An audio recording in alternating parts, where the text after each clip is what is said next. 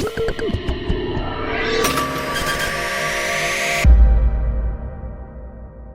and welcome back to Digital Assets Daily. Good morning, good afternoon, or good evening, wherever you are in your corner of the world. Cool article with blockchain for the 99%. Right now we're at a point with blockchain technology that's equal to where we were with the internet in the early 1990s. This was before Google and even before Amazon. We knew that the World Wide Web existed, but few people understood how it worked, and people couldn't do much on it. Now, of course, the internet has transformed our lives, even though most people don't understand how the internet works, and our ability to perform all sorts of everyday activity depends on having internet access.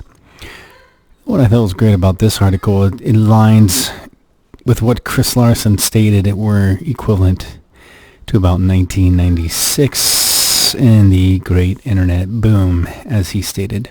In the next article, the right to bear crypto ? Conservative Congressman joined blockchain bandwagon in 2020.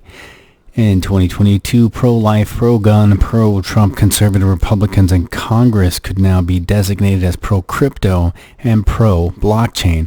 Congressman Brett Guthrie, Republican of Kentucky, has received an A+ rating from the NRA, and Congressman Paul Gosar, D.D.S., Republican Arizona, has received a 98% rating on a scorecard, analyzing how conservative are your congressmen and senators. By Heritage Action for America, a sister organization of the Heritage Foundation.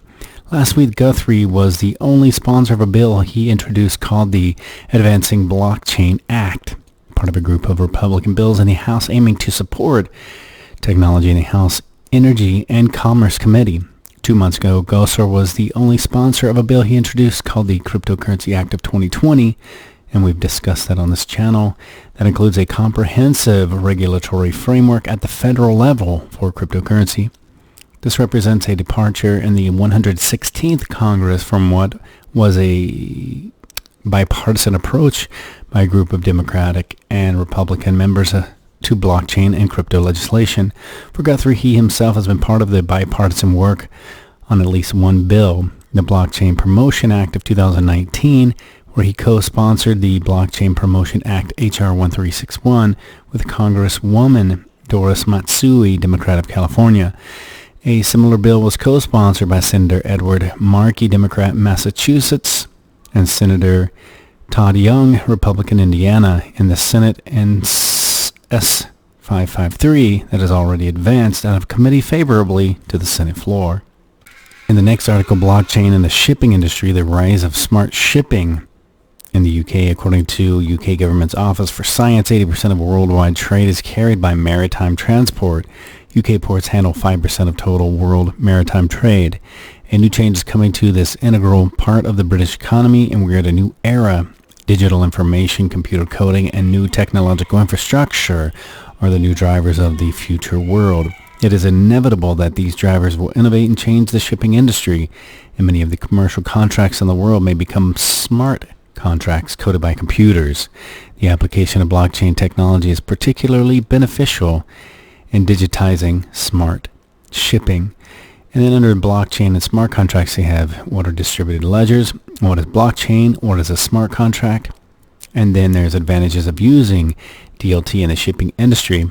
And the headlines state speed and lower cost, privacy, reliability, security, and immutability. And then it brings down to who are the key players. In March 2020, Standard Chartered joined TradeLens as the first banking and financial services institution, which demonstrates confidence in this blockchain-enabled digital container logistics platform. And then we have IBM stated the TradeLens platform will reduce the cost and complexity of trading. IBM and Maersk want the blockchain tech to manage and track the paper trail of millions of containers in the world, and it is a neutral platform accessible to all stakeholders, which moves the technology and the shipping industry forward by cooperative data sharing. The next is an article I want to discuss was U.S. lawmaker proposes legislative groundwork for national blockchain strategy. It's what we were previously discussing, but it just gives a little more in this article as the lawmaker wants the federal government to begin considering a national blockchain strategy. as we have gone into this article a few times before, each article, as it gets closer, has a little bit different information and details. One thing I liked on this, some U.S. allies already have such a framework, including Germany.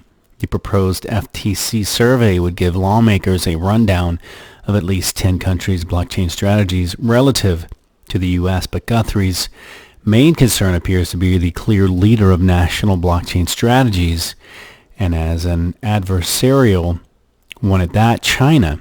We cannot let China beat us, he said in a press statement. In April, China launched the Blockchain Services Network and is now moving swiftly forward with testing of its central bank digital currency, the digital yuan. It has aggressively courted state-sponsored blockchain use cases far beyond the actions of the U.S. So if the U.S. doesn't want to get left behind, they need to start stepping it up, because I know a lot of technology that has been ready and is now starting to fall behind and find itself with competitors that it did not have a year ago. The full court WordPress Coil deal boosts the functional blockchain in XRP. I thought this was an interesting article, as XRP-powered Coil could put crypto transactions into the hands of tens of millions with WordPress deal. But will it take? Is this going to hold? Is it going to connect with the people? Let's soon see what happens here. I did see a few issues earlier today on Twitter where people were having a problem, and it's probably all of this integration that's taking place that's affecting some of the Coil payments that I saw earlier on Twitter. The part I want to just jump right into, it says this is a big deal because, well, WordPress is big. According to W3 Tech's survey in April, over a third of the web is published using WordPress software. Among those sites using content management systems, WordPress has 63.3% of the market share. Number 2 is Joomla, but it just has 4.1%. WordPress version 5.4 has been downloaded 27 million times and counting. So yeah, it's a huge opportunity. And there are a lot of websites that are using the WordPress. Some say it's better for information, for uploading, doing it yourself, and for the simplicity of it. Another article I'd like to get into is Wyoming's Congressional Blockchain Committee holds their first meeting. And as we get down into the article, on May 22nd, Wyoming's Select Committee on Blockchain, Financial Tech, and Digital Innovation Tech convened in full for the first time, albeit virtually. Initially announced on May 17, the new Select Committee evolved from the previous Blockchain Task Force. And in their meeting, Chairman Chris Rothfuss commented on the committee's new powers, said this is a select committee that is able to sponsor its own legislation. In the past, it was a task force that was not able to. So in their agenda, the committee via Zoom were leaders of Wyoming's Division of Banking and Secretary of State, as well as industry players like Marco Santori, who recently joined Kraken as Chief Legal Officer. The meeting broadly focused on digital property rights, but committee members saw broader goals, especially amid the issue at hand, and Representative Jared Olson expressed interest in anything that we can do as our emergency orders come out to allow us to interact and interface with our government more easily. Wyoming's role in crypto regulation, although Wyoming is the least populous of the 50 states, it plays an outsized role in crypto regulation. Albert Faulkner, the Commissioner of Division of Banking, commented on Wyoming's role in the U.S. At times, Wyoming is a flyover state, and a lot of times I prefer that, but it gets us off the radar of federal bureaucracy. Next article is the Universal Basic Income Test Runs Blockchain to Share Money Worldwide. Their question is, the Universal Basic Income or the UBI models based on blockchain systems are being developed, but are they practical? The idea behind UBI is that every person gets some kind of monthly income. Irrelevant to their work or educational status, there is also the assumption that UBI models can only be launched nationally, where local government increases taxes to fund UBI programs. However, this model is unappealing to most.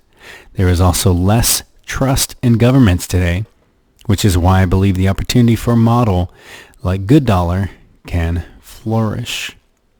I'll read a few more statements in this article. The initial value of good dollars will either be created by people buying and selling goods, services for good dollars, or by people voluntarily staking assets for the purpose of improving equality in the world.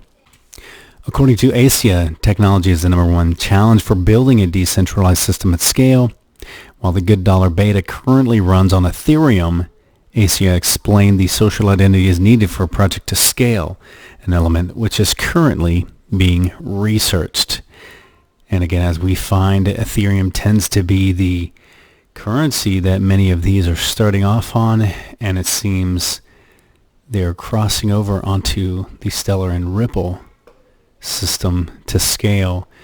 Very interesting to see how this works as those three again continue to pop up. So far, Ethereum tends to be the currency, while the bridge assets tend to be Stellar and Ripple. On the next article, the Coinbase, Polychain, and Tezos meet with SEC on blockchain. It said the founder of POSA spoke at Consensus Distributed, a week-long virtual conference about their goals with the SEC, as well as a white paper that was published, and also how they hope to provide standards as well. And the SEC is the U.S. Securities and Exchange Commissions, which pretty much have the say on determining whether they're currencies, commodities, or securities.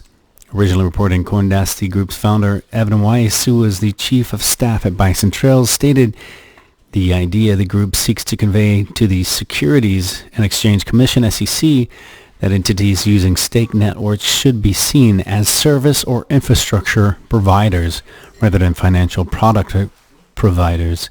Examples of Cosmos and Tezos were provided as blockchain networks that were live and used the proof of stake, the POS protocol. Weiss noted the group shared recommendations with the SEC, including the idea that investment advice should not be provided to market participants or view staking rewards as a profit opportunity, and no guarantees on staking rewards. The Proof of Stake POS Alliance hopes that through its education to help regulators better understand the blockchain tech itself, which is beneficial for the overall ecosystem if the underlying blockchain rather than the token can avoid being regulated. And we're going to get into a final article here as the blockchain interoperability, the holy grail for cross-chain deployment.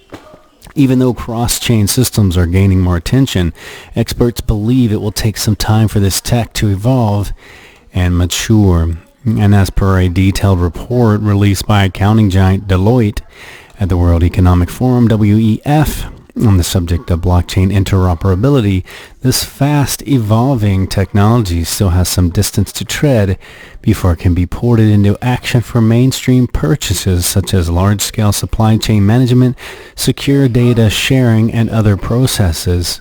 In this regard, a number of big-name web service providers such as IBM, Oracle, Azure, Blockchain Services, and SAP have been vocal in their support for cross-chain platforms and have made a firm commitment of solving many of the issues that currently plague this fast-growing technology. Alright guys, those are the only topics I really want to discuss in this video. Basically, wanted to share the updated information that I could find on regulations.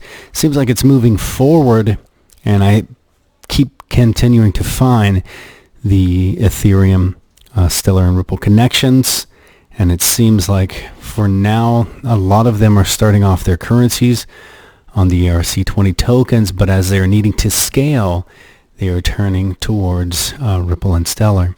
And I will continue to share everything that I find important, that I believe will increase the value and pricing of our investments in those assets. I'm going to leave you with a final thought. Don't exchange what you want most for what you want at the moment. All right, thanks to all of you for your constant support. You are very appreciated here on this channel. And remember, this is not financial advice. It's for entertainment purposes only, and we'll catch you in the next one.